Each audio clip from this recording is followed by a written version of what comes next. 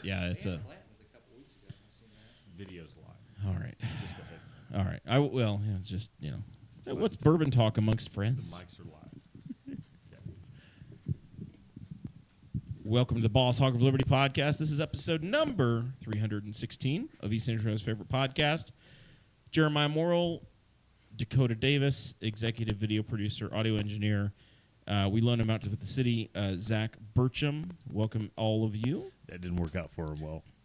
Today's episode features Mr. Mike Guffey, who is the sitting city council member representing Ward Number 1 in Newcastle, Indiana. And then sitting to my left is Mr. John Phillips, who is running as a Republican to represent Ward Number 2 against Jeff Hancock in the Newcastle city election that is upcoming in about a month now. From today.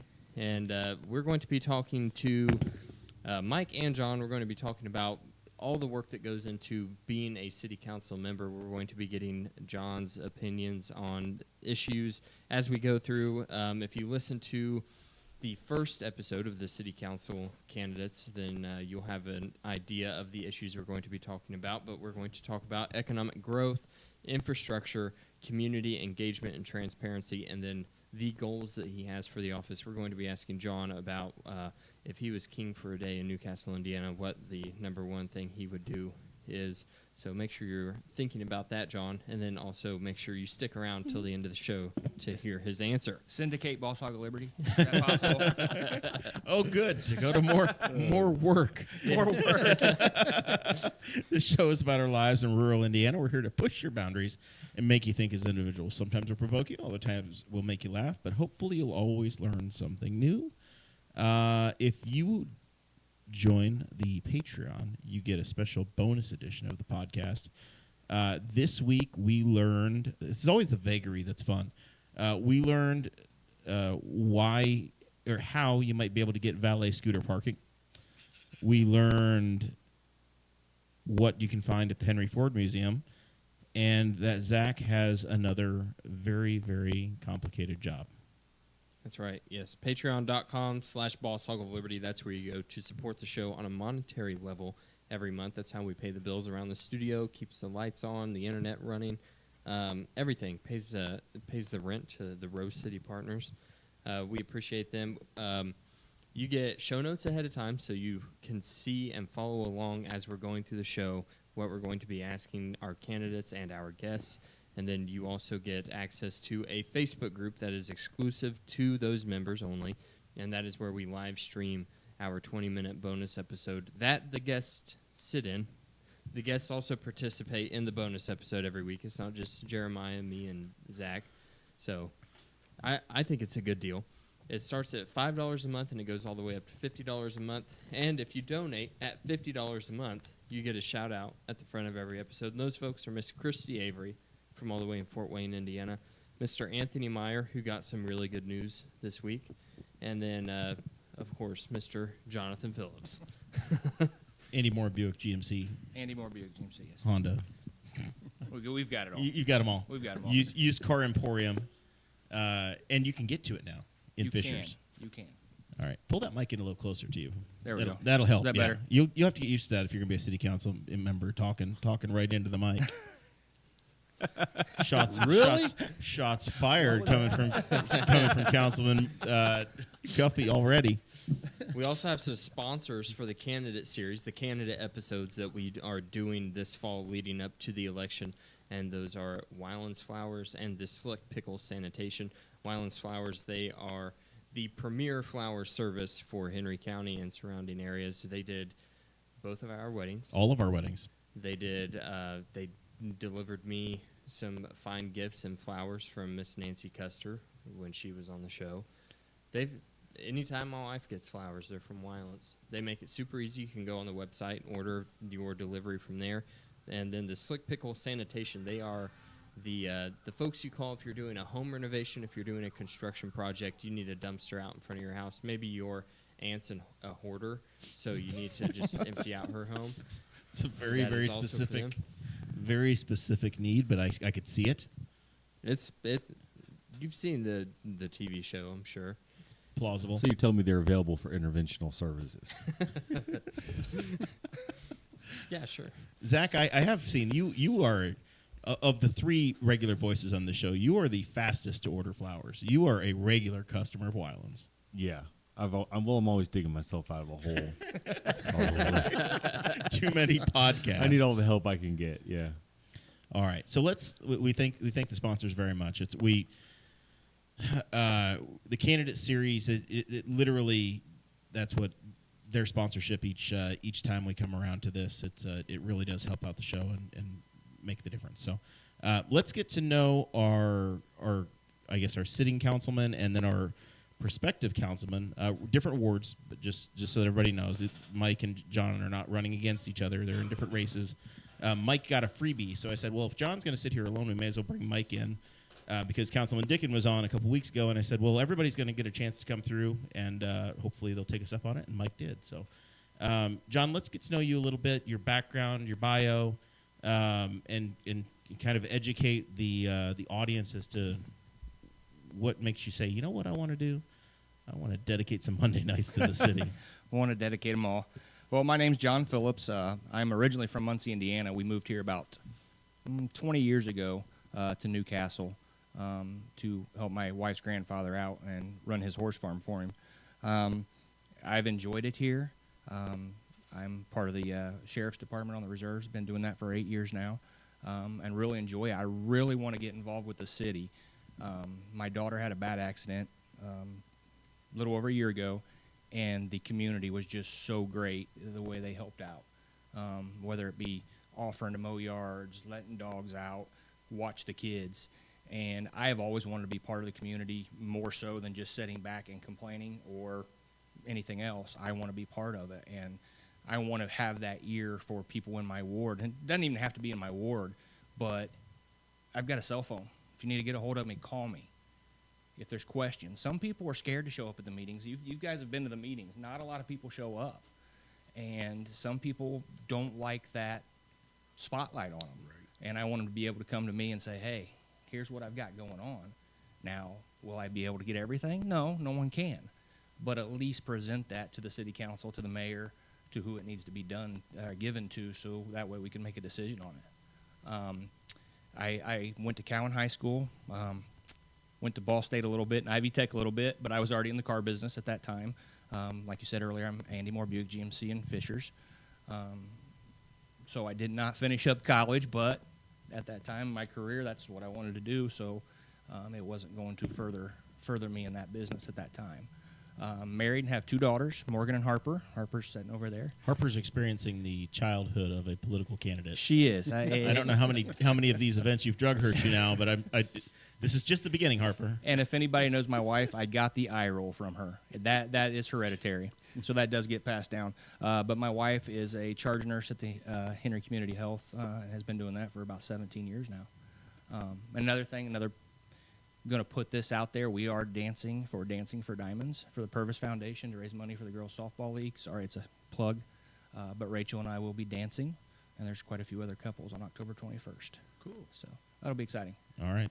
And Mike, 4 years ago you were in here, and we had this conversation, and it was a much higher stakes situation at the time. Now you're an automatic reelect. But tell folks about yourself. Let's remember who Mike is. Well, Mike Guffey, lived in Ward 1 for 42 years. I work at Intapp Precision, been there going on 26 years. Take care of the quality at all the Toyota NAMC plants in North America and travel quite around. But like John, when you talk about being a ward, it's more than just that ward. It's totally Newcastle, really, I'm a city councilman. It's for Newcastle, not just Ward 1, but like he said, the phone, man, that's where I get a lot of it, because he's already mentioned it. People don't like to show up at council meetings for some reason, but I always let everybody know that the phone is always open and they can call me, text, email, whatever they need to do. All right. So what made you say, I'm going to do this again? You were a first-time candidate 4 years ago, and you said, I'm going to sign up again. Right. I think it's just being able to help the community. I thought about it when it Yep. came down to the third year. It was like, do I want to go again? But yeah, then I thought I wanted to go again, and if I had someone run against me, great. I think that's healthy. To me, that's a healthy. Give people a choice. It gives people a choice. It gets people involved. But I think there's a lot more out there to do. I feel like we can help the city. We got to get everybody lassoed together to do that. So I just want to come back and just see what I can do. Just be a help of it. All right. And then for you, John, you're I guess it was the community influence last year and trying to give back is That your helped a big lot. motivator. Yeah, that helped a lot. I've been approached before to run, and last time I declined because it wasn't the right time. I did a lot of thinking. I think I was approached in October, and I said, I'll tell you what, I'll let you know in December. You can't file till January anyways. But I took a couple months to seriously think about it. Is that something? Is my servant's heart ready to take on that? And we thought about it, talked it over with my wife. She wasn't on board at first because I'm pretty busy, and she's like, how are you going to have time? I was like, we'll make time. If there's a need and it's something you want to do, you're going to figure out how to make time. So it's one of those things. I was raised with a servant's heart with my family. I love to do for others. When it comes to doing stuff for me, I don't like it because I feel bad. But it's something that's it's weighed heavy on my heart, and decided to give it a shot. So let's get into the issues here. The first one is economic growth in small businesses. We want to talk a little bit about the role of the council, especially in your view, about how the city council and the city in general can support small businesses and support the growth of businesses in the community. And that's something, and even with this election, I chose to stay local. All my signs were done by Murchison's. Anything I do, I tried to keep local here to keep money. I could I have got them somewhere else? Yes. But I'm trying to keep everything local in town. It's something that, as a city council, if we take care of our city, we make sure the budget's is tight, and we're not showing a debt, we're going to draw more businesses in. If there's anything for the businesses that need help in, they can come to us and we can look at helping them out. But the big thing is making sure the city is prepared and gives the businesses a place to, I guess, a good city to back them, is I guess what I'm trying to say. If you're in a bad area and your city's bad, people aren't going to come to your place. Now, you might have the few local people, but you're not. We've got to bring people from other cities, whether they drive from Muncie, whether they drive from Anderson, and bring them to us. And Main Talking Street's about the been workforce great. and also the workforce, employers. yes, most definitely. Main Street's been great. Main Street is beautiful. We've got a few buildings we're still working on, or they're still working on. I say but that's going to attract businesses in. And just like you said, with competition in your election, competition's going to drive business for everybody as well. If you give choices, people are going to shop. People are going to spend more time rather than come to one place and walk away because there's nothing else there. But I think we need to extend the city beyond just Main Street. I think there's areas we can increase on 3. A lot of people in my ward, they don't feel like they're part of the city because it ends at 3. People west side of 3 think, we're city? A lot of them doesn't know a city election's going on. We've got an election this year? So we need to It get has the felt like whole- the biggest. Even though you have a very competitive election, it's been a surprise. It has been. It has been. I don't feel like you've had the community chatter about it as much as I Correct. would have expected this year. And I was expecting more of that myself. But my goal, and it's kind of off the infrastructure and helping businesses out, but I think if we bring the city as a whole, all sides, all corners, and not just downtown, but naturally people think city is downtown, bring them and get them involved with more stuff. I think that's going to help, and that's going to entice more small businesses. Well, I guess it is not just downtown. I don't have to have my business on Main Street, which we love them to be there because that's drawing business, but I can put a small business on State Road 3 and still have the backing Right. of the city. And it's not just a place for franchises. Exactly, not just a place. I would love to see a nice mom and pop restaurant We lost Montgomery's, which was not city, but we lost a good steakhouse. And we don't have that. Honestly, I think mom and pop restaurants would do better here than some of your franchises because Newcastle has a great sense of community. Yep. And I think people will support people that own businesses within the city. We've talked about it before. Cafe Royale beat out Starbucks back in the day. Oh, yeah. Cafe Royale is a perfect example of that. Perfect. Yeah, it's been successful and pretty well a Henry County institution at this point. So, Mike, same thing on small businesses and economic development. How do you view the city council being involved? Well, I'm just like John. I say it many times at city council. I've told it to the mayor many times. Newcastle's not just Broad Street. Yep. It's not just downtown, although I like how it's looking. It's Looking beautiful. good. It's Beautiful. looking great. But we got to encompass the whole town because we could be on Road 3. We could different areas, and John's really hit the nail on the head. I feel the same way about that. It's just I think that's how you can. Not everybody is going to have that opportunity to go downtown. Right. So you got to open it up at other places. So You got to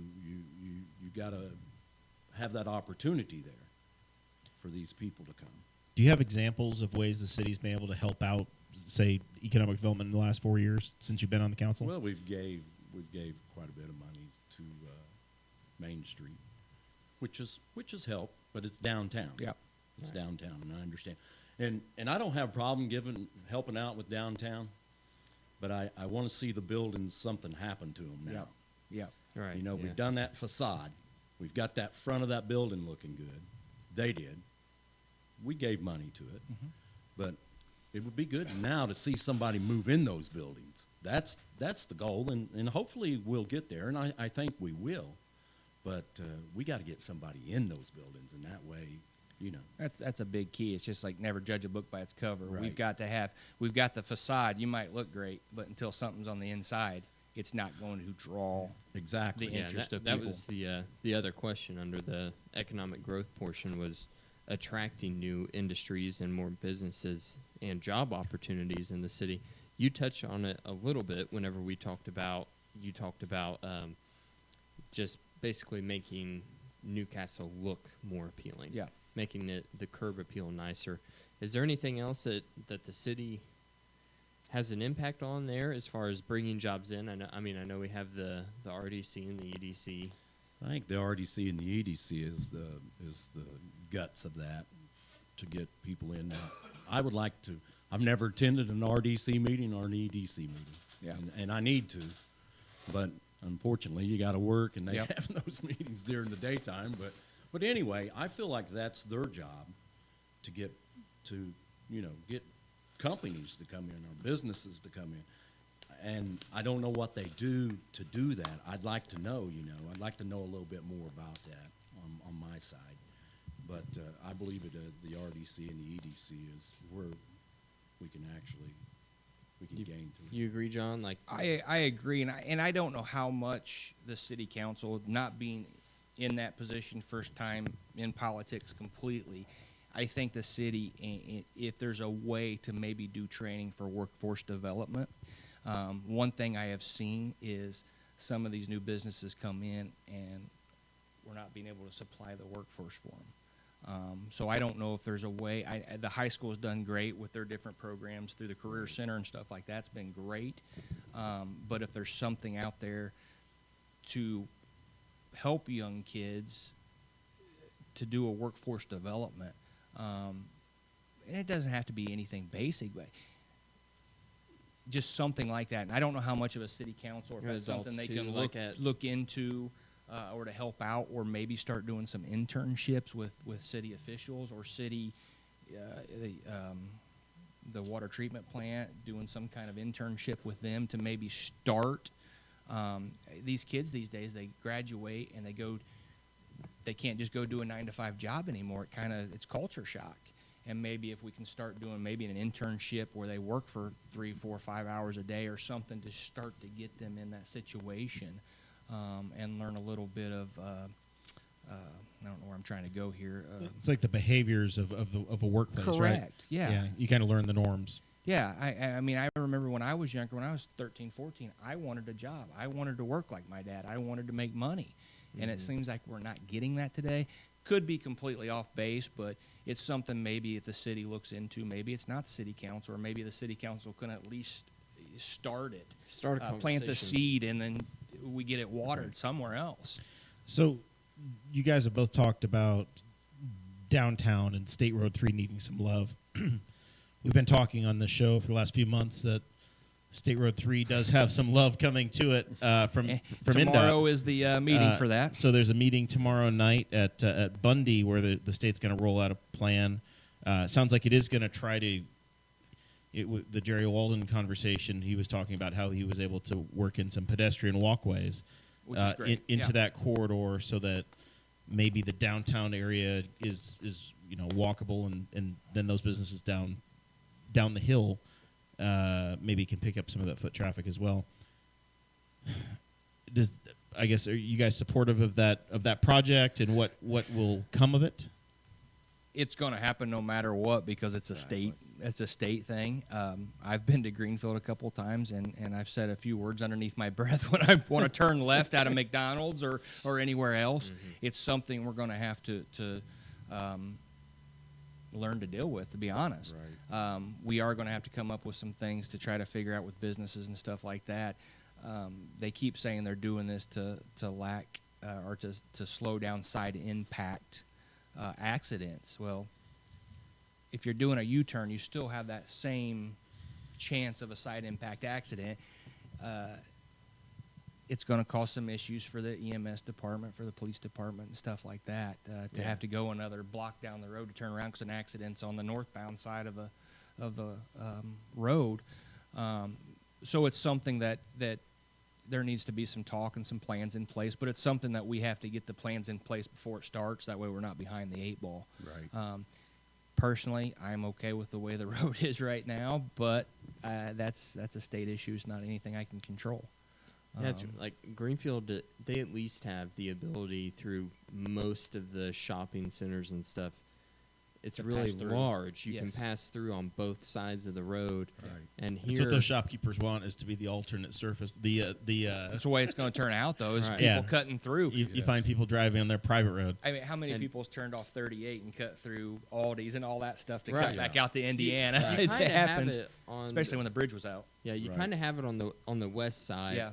But on the east side, it butts right up to the downtown Yeah. of Newcastle, and there is no way to pass No, through any of there's those not. businesses.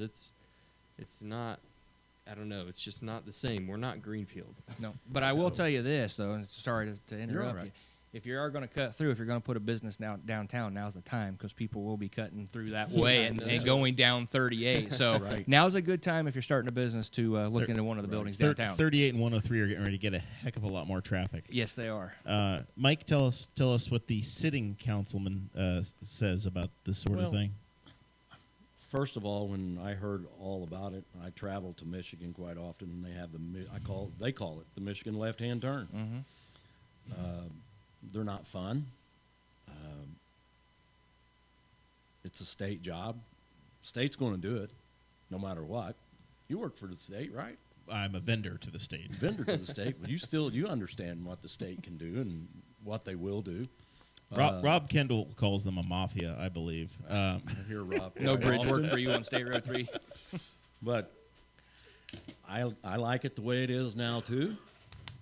But I think we'll get over the growing pains with it. We will. And, most definitely. and maybe you guys hopefully have in all the just- end it'll be what we want. You what we guys, need. you guys have all grown up turning left across 3 lanes of traffic into a turn lane to hope to not get rear-ended. Oh, but we do it very well. We do. I mean, we're great. But in my opinion, though, if you're turning left across 3 lanes and doing a U-turn, well, now your side impact just turned into a rear ending because you were going Right. too slow for the person coming up on you. It's Yeah. still going to be a We still have traffic nightmare. nothing against anybody, but we still have people that do not know how to operate a vehicle on Road 3 Yes. anyway. Especially right here. The coming turn across lanes. State Road 38. Yeah, we where have- the Well, piers right. The There's a turn lot- lane? Yeah. Well, to be honest, Mike, the lane Yeah, striping, drives me nuts. it's a guess as to what it looked like 15 years ago. Let's be honest. Like I don't know if anybody else knows this, but you roll into town from the north on 3, and you get to 38, and you have to it was so much easier veer to back the in the right, day the when the jog. plates were a literal 33 whatever, because you had to look see who was local, because there's a lane shift as you cross 38. If you're in the And left if lane, you you're- can if get you're- cleaned out. And if it's like, Right. the horse show just got out and it's a bunch of out of towners, you're like, you have to be prepared to be driven up onto like the median coming into Kroger, because they don't know the lane shifts, because as quickly as they can build a bridge, they'll restripe the road, which means they don't want to restripe the road. So my success with Michigan Lefts is they built one in Indy that I recall that's common, and it was Allisonville and 86th Street, I don't know, 96th Street or whatever, and they built it like, oh, this is amazing, and then they stopped building them because nobody liked it. It's like it's not a great concept, so nobody likes to drive too far. I'm all in for a super elevated State Road 3, 5 miles through town. Just it's a skyway, and then the old State Road 3 is a local road down below. That's So what like I'm in for that. A hybrid of Yeah. what they did on 37. Yeah, just a full, Yeah. yeah, and then diverging diamond interchanges.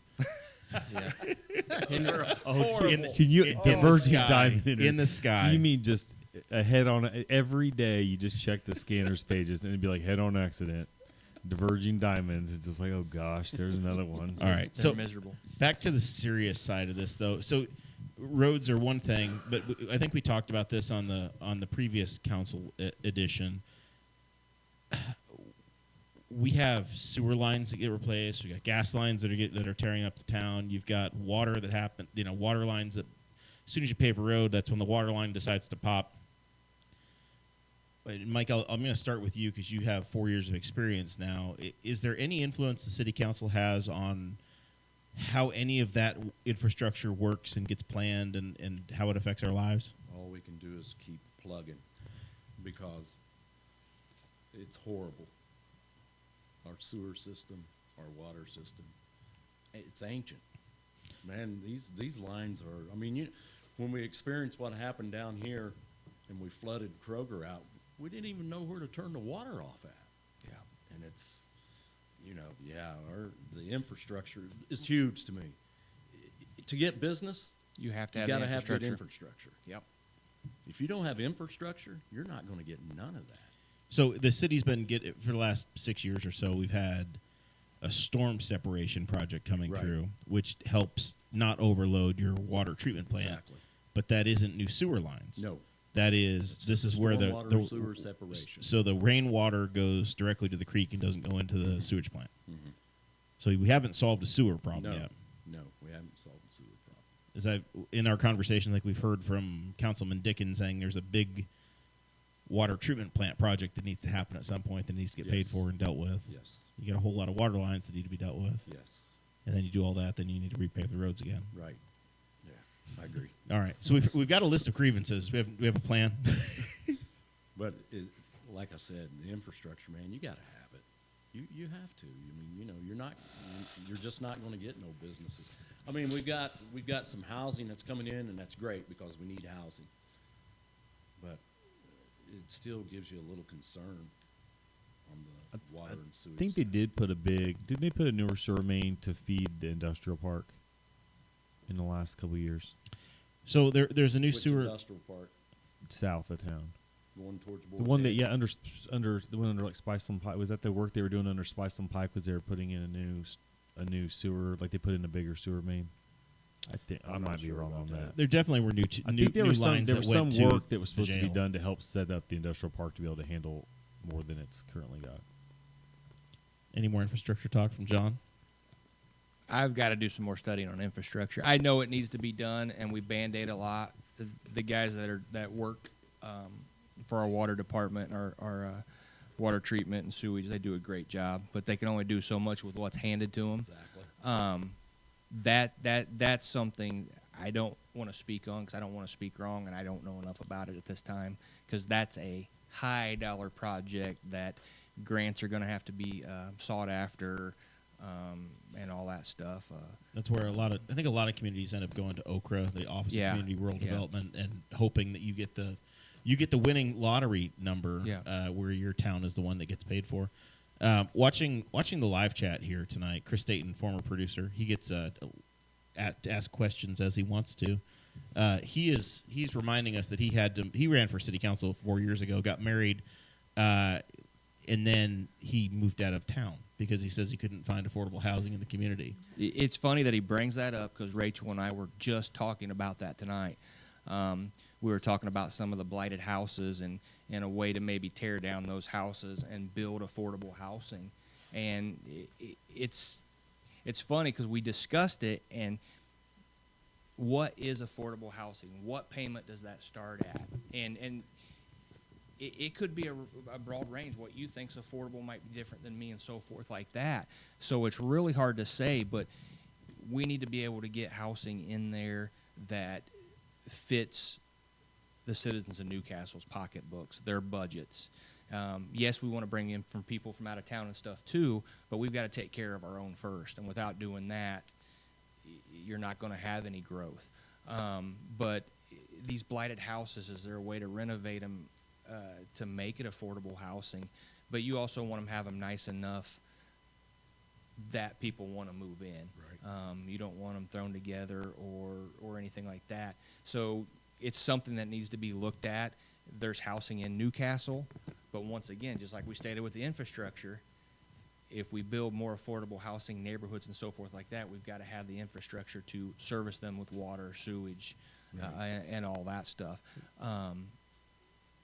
Yeah, I've wondered about that with the blighted houses. I did building trades whenever I was in high school, and I've wondered if it would be even possible for the city to, have building trade kids come in to a house that's, really dilapidated on Zach's list of bad houses on the land bank committee, and renovating it or building a new house on the lot, and then the city having ownership of I think that I've been on the land bank for about a year, and do you think that if like Habitat for Humanity comes in contact and gets with us and says, "Hey, here's a lot we want," I think we typically sell it to them for like $1, and just like here you go. We don't. Trades has done a few of those, and so and we're hoping to get some of the blighted houses. I think Jerry just mentioned the city council meeting last night that we've got some money in the bank, like about $57,000, and contributing that to getting some of the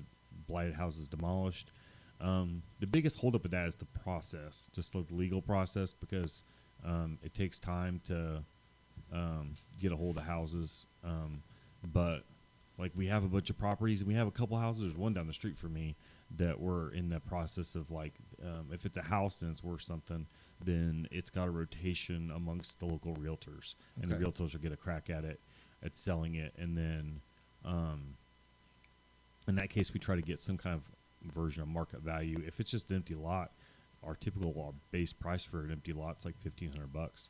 You just have to keep the taxes up and then maintain it. And so, if somebody wants to build a house on a lot, we have it. We'll sell it to them.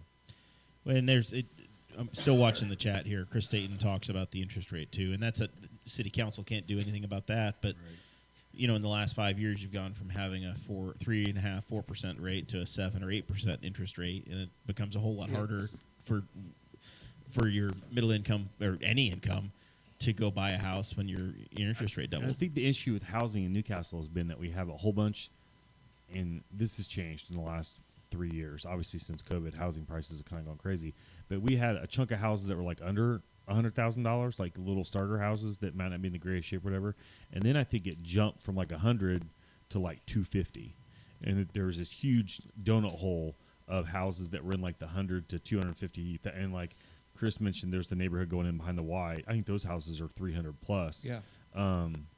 For a lot of people, I would love to know, like, inflation adjusted. I bet the average income in Newcastle has probably gone down. If inflation, because of Chrysler not being around when I was a kid, those people were making great money in the 90s.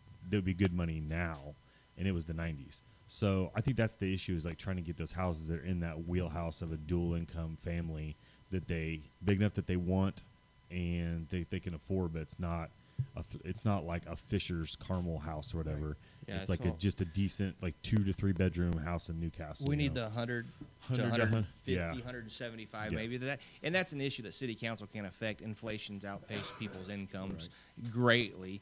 But you're exactly right. The housing market is just skyrocketed. There's probably 10 people for every one home, and only 3 out of the 10, that home actually fits their budget or so What- forth like that. Yeah, we're watching the chat. This is a very popular topic. Ron Milford he's in Warsaw. And he says $1,000 a month is you're maybe going to get an apartment. On a scale, it doesn't. When we think of what housing was 5 years ago, 10 years ago 500 versus a month. now, I don't think we still process mentally what costs are now, and that you think it's insane here, but we're still one of the more affordable communities. Yes. When Rachel and I were discussing, we were talking about, can a developer go in there? And I said the problem is with the cost of housing, they build a new house, they're going to want $1,500 a month Yep. for rent, and that's not going to be considered affordable housing in the city of Newcastle. I'm thinking that $750 range might be on the high end. I could be wrong, but that's It's Well, I not look at the rent of some houses now, if you just look around, Yeah. it's like, golly, how It's in insane. the world? Here in Newcastle. yeah, And with the blight condition, yeah. I'm glad that we're taking down these. I would like to see in the budget, Yeah. I'd like to see them budget 5, 6, 7 houses a year to Yeah. demolish. And it does take a long time to get it to come down. Yeah. It's the court system you do got to go through. That was one of the things that I asked for on some of the ARP money, Yep. is to be spent on blight, and we did. We tucked some money and set it aside, and have used it to blight, and we've tucked down several, but it takes a while to get that down. It does, and it goes back to the growth of Newcastle. There could be a home that fits your budget perfectly, and there's a blighted house next to it, and And you say, I don't want to live there. Exactly. They don't want to buy it, especially with the prices of houses these days. Well, and it's Newcastle's history is unique, where Chrysler and there was so much development in the 40s and 50s and 60s It's here, booming.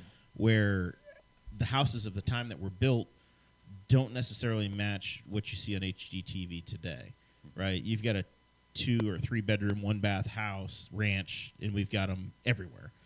But now you want 4 bedrooms, 2.5, 3 baths, and it's just.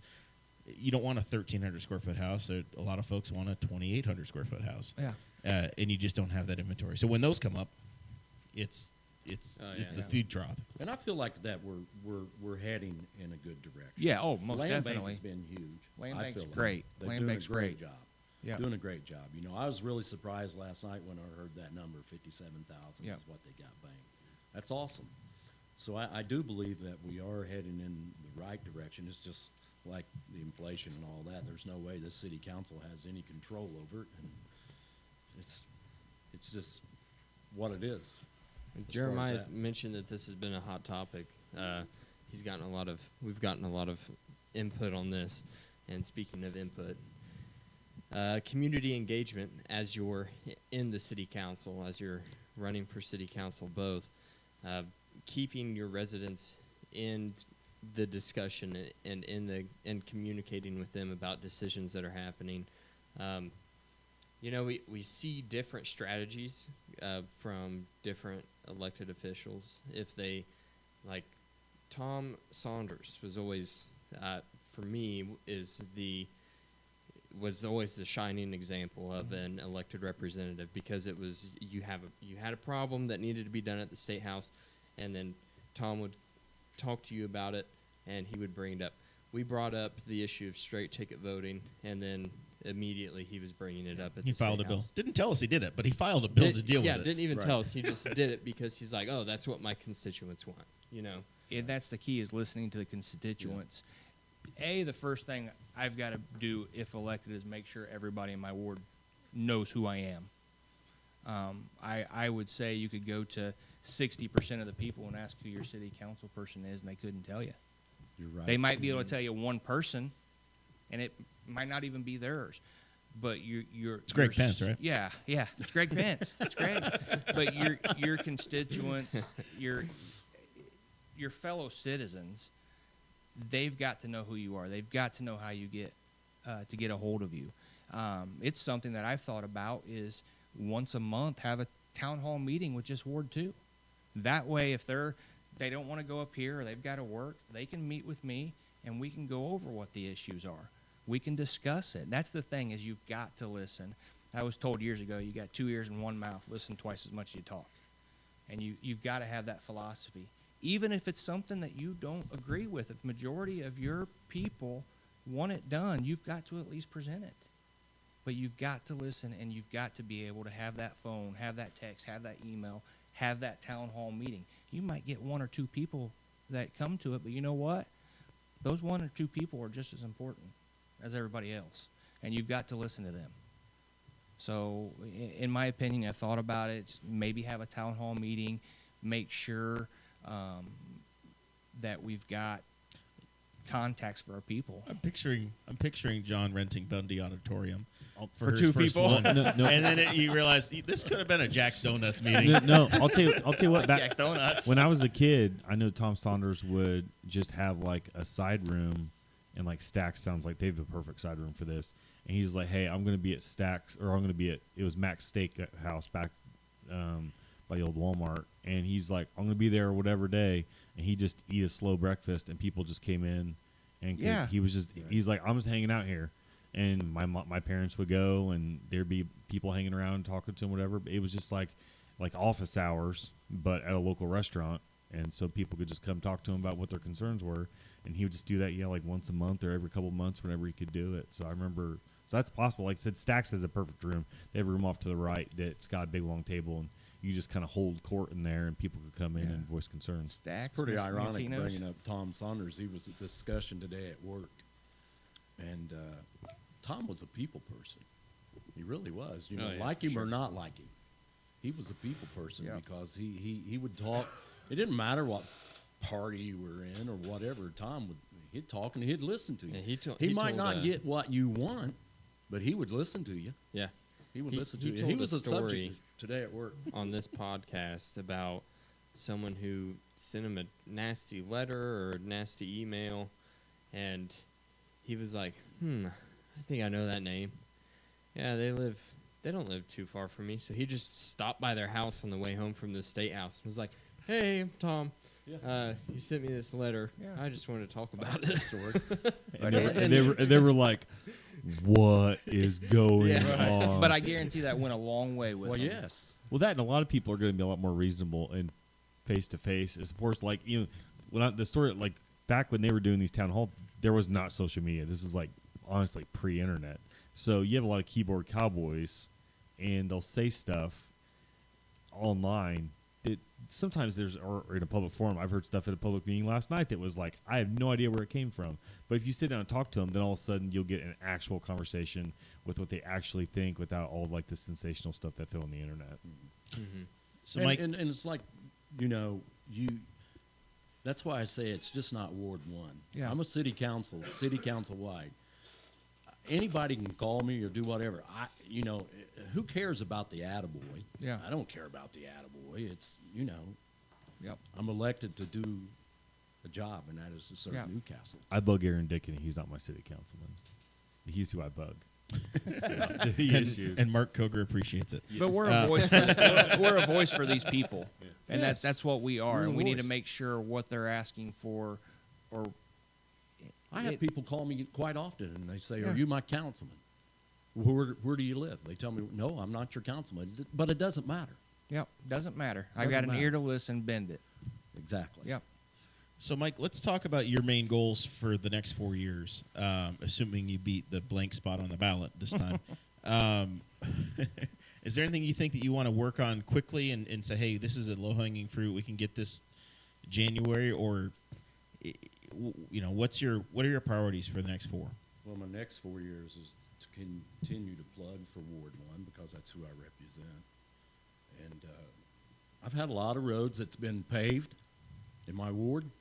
A lot of them is. Do you guys arm wrestle to decide if you get roads in your ward No, paved, or I how's that wish. go down? They did tell 'Cause us some of them are kinda give us a puny. list for next year, so I turned in a wish list. Every road in my ward that's not been paved, I turned it in. I know that's a wish One list. big highlight. And I told them that. That's a wish list, but I've had a lot of them that's been paved. Some of them was because of the stormwater sewer separation, which was state mandated, so the road had to be paved anyway. So it really wasn't anything that we set of monies aside or any grants or anything like that. But we did get the community crossing grant. And there have been some other roads paved, but I'd like to see the rest of my roads in Ward 1 paved. But the other thing is I have a little beef with receiving the minutes, or I mean, not the minutes, but the agenda for council. Yeah. And I get it on a Friday, and I'm going to vote on something on Monday. It's not a lot of time. I to don't look like into that, and I've said it. I really haven't been real verbal about it, but I'd like to see that change. And honestly, whoever wins on the clerk treasurer side, when it comes to budget time, get that book to us as quick as you can get that book to us, and not be scrambling to get it and then vote Yeah. on a Monday. Yeah. It's not good. It's not good. I don't like that. So I hope that's what changes. Yeah. It's definitely something that needs to be looked into. You've Yes, got to be it able to is. study that. Yeah, you've got last just year's don't- budget to look at, but Yeah. stuff has changed so much over the year. It's not the funny sections that you're just buzzing No, through. it's not at all. And there needs to be more discussion with it overall. Yeah, you don't have a hearing kind of like the county does, but there's Right. discussion. If it takes 3 or 4 meetings and to have a true, honest discussion about what's being spent where. Now, a lot of people don't know, city council does not do the budget. And this is for anybody watching or anything. City council does not do the budget. The only thing we do is approve it, say yes or no, and I say we, if elected. But the budget's all done by the mayor. We can take away but can't add to. Is that correct? Or we can do ask it. for stuff to we be can ask amended. for stuff to be amended, but the only thing that we do is approve it. And a lot of Right. people out there think that we are in control of the Right, budget. and we're not. As a city council person, we are not. We're not. We just say yes or no. And if it's voted down, you revert back to last year's budget. Right. And then So you sometimes don't- that could be bad. Yeah, because you don't want to lose money. No, you don't want to lose you don't money. want to lose monies and go backwards. But that's where a lot of people in town do not understand it. Right. You know, they bring this budget before the council and they want my blessing. Yeah. Can you table it for next meeting? We tabled the Yeah, the first meeting for reading. last. We yeah. tabled it because I think there was just we had a couple of councilmen that were out. Yeah. But also, I felt like there was some things in there that we needed to take a little longer to look at. How many years or cycles does it take to get comfortable? I imagine day one, you're drinking from a fire hose. How long does it take to get comfortable in the role? I didn't really get comfortable to where I really felt like I could speak out and say what I really wanted to say until about my 3rd year. But, you know, I had a lot of that through COVID, and we did Yeah. a lot of that Zoom and all that. But, Yeah, that would have been a weird first Oh, couple I've been years. miserable. but I've got comfortable, and, you know, that probably depends on the individual.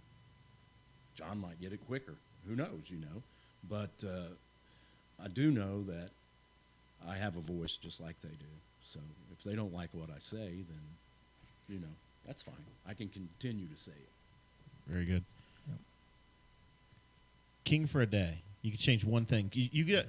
We've been talking about budget, but you get to decide ordinances, right? Like that's a big part of the city is that you're the king for the day. You can set an ordinance. You can make changes. What would John Phillips do if you didn't have to, get 6 other people to say yes and a mayor to agree, et cetera, et cetera? Get everybody on the same page to make Newcastle better. I've looked at ordinances, and there's some that are outdated, some that need to be changed. My number one goal, if I could be mayor for the day, would be able to get our budget back in line. If there's deficits in accounts, figure out a way to get deficits done. There's been talk about deficits in insurance and EMS building and all that stuff. Do I know why? No. I would like to be able to find out why, what the issues were, and get that handled. That's my goal in that first 4 years. Is there going to be hard choices that's going to have to be made? Probably. Is there stuff that's going to have to change? Yes. Are there going to be people that don't like us for making these changes? Probably. But we need to figure out this with the deficits. All right. And for Mike, Chris Guffey wants backyard chickens, I and he know, says he'll Chris, move back. He's giving me a hard time. I can see that on that. In those comments. that. I love you, Chris. That's no lie. I moved out to Spiceland, got chickens. Chris, if you were in Man, my ward, wish I we would could get those approach chickens in the city of Newcastle. But no, listen. I'm kind of like the same as John. I would like that, but also the other big thing I think is, and I think last night we heard a little bit about how we're moving in the right direction on all the ordinance, getting everything where it's not so complicated, and you don't have no problem. If you've been on the city That's horrible. webpage, don't even get on it. Sorry, it's tough. I will change mine. The city webpage. It's tough. City webpage. Two things. The city webpage. If you go on and try to look stuff up, there's stuff. First thing that shows up is from 2012 and 13. Yes. And another thing, thanks to Mr. Burcham and Aaron doing their videoing of the city council meetings, I think that there needs to be a link or something easier to find them. You just go to the city page, click on view, and you can watch it right there instead Find of the trying to YouTube go channel. to YouTube and all that yeah, stuff. what did I get asked about one? Oh, the parking ordinance. I got asked about a parking ordinance through Jeremiah a couple weeks ago, and I was acutely aware of it because I was sitting in the meetings in which it was hashed out. But I was so proud of myself for just being able to actually find it and share it with somebody, because I will look for stuff on that website and can't find it. Right, But I knew this one was there because I was at the meetings, and I even have funny stories related to the hashing out of this ordinance related to street parked cars. Yeah. And I was like, oh, I know it's there. It has to be there because I literally watched it. I could even look up the notes. That's what helped me, I think, is I could look up the date that was passed, so I could nail down specific. Why? I had the I had the ordinance number. That's why I could look it up. I had the ordinance number and notes. But without that, you have to read through Oh, everything. my so gosh, it's I all would've lumped had to- together under a Yeah. category that doesn't even belong to It's it. been a battle for me. Yeah. And I sometimes I feel a little embarrassed because I'll call up the building inspector. Yeah. Say, hey, Yeah. where's this at? Yep. Oh, we got that right. Blah, blah, blah. I was reading through So I them today. think getting all this together, you know what, we're going to try to get it to where it's easier. It's like if Rex said it last night. If you need something, an ordinance on fencing, you can just do fencing, and it'll all be there. It's not like that right now. It's just it's all over the place. Yeah. And like you said, the first time you punch in something, it comes up 2012. The very first time I punched in an ordinance, it came up in 2012. And it's not what I was looking for. Yeah. You know, so I feel like that's huge, and that's really what needs to. Well, and if you go to the fire department's page, it still has Chief Boatwright on there as the main picture. Well, they're proud of him. And he's a great guy, and they should be proud of him. But he's But retired. he's retired, I know and where that you're needs at. to be updated. I understand. That should be within the first week of a new Right. person promoted. Because if you're online wanting to look something up, and I call, hey, I need to speak Hey, to if Chief you get- Boatwright. If you the Already John knocking my Phillips sign Bible took a dive. If in the car business, Yeah. if you hire a new car salesman, what do? Train 'em. And you put them on the website. And I put them on the website. So you take a picture of them, you put it on Yep. the website. Takes you don't want 5 them minutes. calling the old sales manager up because he's not there anymore. Nope, it takes 5 minutes. You fix it. Well, hopefully, I'll be changed tonight. Well, it might. I hope so. Well, I will say that I was on the city website myself. I'm a victim. I'm like Washington D.C. taxed without representation. I have city water and city sewer with no representation on the council. So that's why I have these meetings. I have you all come in so that I can know some council people when it comes time to having a problem. But I tried to pay my water bill. Went on to the city website, Pain. and they changed it, and I can't log in. Horrible. It's gone. All the water bills are gone. You can't pull up a copy of it. Your username and password, whatever. You need Yep. this number, document number, contract book. I don't know what it was. Right. I filled out the form. It said, "Oh yeah, we'll email you." I never got an email. Took me No clue. 25 minutes to pay my water bill the other day. No clue. So I finally had to wait on the thing to come in the mail and hope I paid it on time. So at some point, I'm gonna get a late charge, or I'm gonna forget because I'm waiting on the paper one to come in the mail, and then I'm gonna have to move because it'll be embarrassing. That's what I was thinking the whole time. I was like, man, they're going to tell me I got a late water bill and can't run now. All right, we're at the point in the show where we normally do final thoughts. This is where you raise money, Mike. I know it's a big power broker thing, being the returning council person. So you probably have a big war chest, fundraiser dinners, door-to-door knocking. This is the kingmaker stuff. There's not a campaign to get involved with. Well, what do you want to plug? You got anything? Just that I'm always available. Call me. If you can get on the city website, you'll be able to see that my number is posted. And just, And it's the real number. it's the real number. All right. It's the real number. We appreciate you coming and hanging out with I us. appreciate you letting me come. All right. I really do. I do want to put in one plug. Zach ran the sound last night, getting everything up for the. I got the meeting. video. I couldn't get you sound. Well, I have no idea that's what the okay. Yeah, I know. I because tried. It wasn't a I talkie. don't know if it the was mic a, it was was a silent working or movie. not. Yeah. But anyway, I'll put a plug in for Mr. Aaron Dickin. He has mentioned about getting a tech person from the high school Yes. to start doing our live streaming at Oh, that's a council good meetings. idea. It'd be great. And we're gonna pay some money. The council is using our riverboat, and I think it'll be good. It will be. So I just wanted to throw that out. Yep. Keep gambling. It pays for the internet. Yeah. All right. Zach, you got any final thoughts for us? I mean, one thing I'll mention, because they're asking about things for Newcastle. I know last night that they approved money for a wayfinding study, which I think will be huge for not only downtown, but for the businesses that are not downtown. And it's basically updating the signage in and around town to direct you to different places. Like, if you're driving up Broad Street, you don't know that the Press Coffee Company is right there a couple blocks off. But I think that could be a great way to, if people are downtown, they could see signs that tell you that, like, oh, hey, turn this way, and Jack's Donuts is down this way. Do you think we could work in my idea for a sign that I shared with you in Dakota? Oh, yeah. Yeah, potentially. Dakota. So, do you remember this conversation, Dakota? I think so.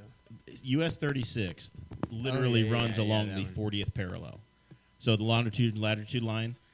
We could put up these signs in Henry County, and it would be outside the city limits just a little bit, but put up these signs that say you are now crossing over the 40th parallel, which is 40, wasn't it 44.444% of the way to the North Pole? Yeah, because the 45th parallel is halfway, so you'd be 44.44 whatever percent of the the way there. I said you had to put as many decimal points as possible which to means, make it absurd. Which means almost nothing. But I do think it would be a tourist sign where you have, because it would literally be like you turn off of State Road 3 to go to Summit Lake, you put the sign right there. Drop it right there, and you'll have people taking these. It would go viral. Okay, first of all, NDOT would never allow this. So No, we put it on a county road. So we could say this. No, but it would be super funny, since I think it'd roll out 4s as long as you could do the decimal points. So you just paint it on the 36 bridge under, like, that goes over 3, and have it just be 44.4 and have it go the entire length of the overpass to the north, and just at the very end, and like little text Hilarious. to the North Pole. I do think it would be a destination for people to come see. I Like the think biggest ball aluminum foil. And that's exactly the kind of entertainment value that I think, like, that's tongue in cheek. That's fun stuff. And, like, I mean, if Anderson can have the Uranus Fudge Factory, then we can stake claim to the 44.444% per, the 40th parallel. It's it's the perfect latitude. I second It's that temperate. motion. Yeah, I'm good. All right. You ever get the county in here? Maybe we can get the county to Maybe get the county to pay for it. get some. I mean, honestly, I think we could probably pay for the signs ourselves. We just need to have somebody not tear them out. It's going to be a guerrilla marketing I don't campaign. even know. It's actually better as a guerrilla effort, probably, than actually trying to get it sanctioned. But I agree with Zach. I think the signage is good. I was Yeah, in I mean, it's Canada. great. I was in Canada a couple weeks ago, and I hadn't been up there. I was up there in 2018. How was your French? Oh, it's horrible. Ruben. Hey, I can Everything's do that. approved. Hey, I can do that. Yeah. But they have real good signage. Yeah. They have real good signage when you're in. I stayed in Waterloo, and That's in Iowa, Mike. there's signage. I mean, even if you go into, But I see it where I Yeah. travel other places too. I mean, if you're in Hancock County, it's useless, but I find interesting that when you pass into school systems, there's a sign that says you are now entering, like, Eastern Hancock School District, and, like, it's a nice looking sign. And then if you pass through, I don't know, it was Mount Vernon in that county too, like, you're now entering, and it's got the school mascot and everything. When but you get here, you're entering the Newcastle Drinking Water Protection Area. Yeah. But I mean, like, but even those kind of signs let you know, like, so if you were driving, you're like, oh, I'm getting near the school. Like, if you're going to that school for an event, you would know. And I was thinking, you could then have the signage kind of based out of downtown, but then have it direct people to all the various things that aren't downtown, and have the downtown can be kind of a hub. But the good signage could then direct people to different areas. And of that town. will bring people back to the west side if we did it that Yeah. way. Because there is, Hall I mean, of Fame like, this way. I mean, I joke. Trojan or I- it's not. I think it would it's open in- everything up. Right. Yeah. I think it has to encompass the whole. Yeah. it's Whose got to whose encompass ward is everything. Jack's Donuts? That would be Mr. Aaron. Yeah. Oh, it's Aaron Dickens. I joked at that intersection. It's not near anything. Like, it's not near 3. It's not near Broad. I joke it's like the happiest intersection in the county because there's a Pizza King, Jack's Donuts, and a Dairy King. And a liquor store. In a liquor, liquor store. In a liquor store. Well, it depends on your age.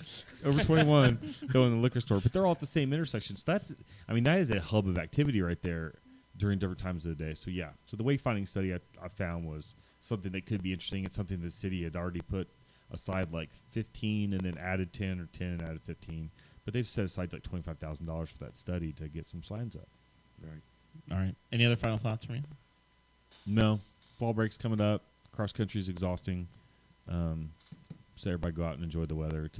It feels like summer today, but it's got 30s over the weekend. So It's going to be campfire weather this weekend. yeah. I like You that. camping? Oh, yeah. Good for you. 5 weekends in a row. Wow. Awesome. Yep. I think. That's the current plan. All right. Mr. Phillips, final thoughts?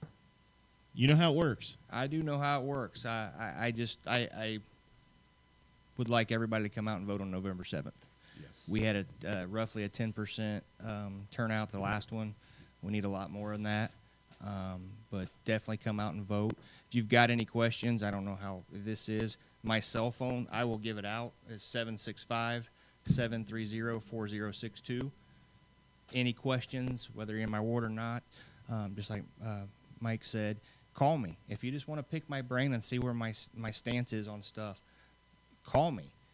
I'll tell you if I don't have an answer because I don't want to speak wrong and say the wrong things until I'm fully informed or am able to. I think a lot of stuff gets said too quickly before it's looked into. But also fundraising. If you would like to donate to the election, it's Phillips for Newcastle Venmo. So if you're interested in that, or signs or shirts, I have those as well. There's my plug for the There you go. evening.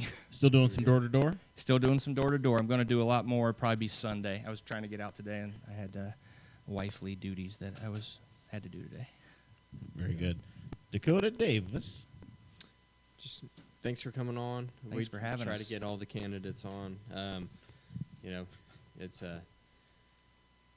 we always talk about how much work it is to run a campaign, and I know you're a busy guy already, so it's It's a lot more than Yeah. what I expected, to be honest. I'm very glad I did it. It's been very eye-opening, to say the least, that you think it's going to be all dandelions and butterflies, and it's not. But it will be worth it, and hopefully I can win and be able to help people out when they come to me. So that's what my goal is. All right. Special thanks once again to the candidate series sponsors, Weiland's Flowers and Slick Pickle Sanitation. Very much appreciate their continued support. We will continue the candidate series next week, but a special thanks to both of these guys for being here and volunteering to go through the process to give people a choice in the election. Particularly John, and you're in a contested race. Last year, Mike was one of the 2 contested races on the entire city council. Right. We had a city council election with Yeah. literally dozens of people decided what happened in this town. And this is the first year we've got almost a full ballot. Exactly. So I'm hoping that's going to bring some people out. But it goes back to people. There's an election this year.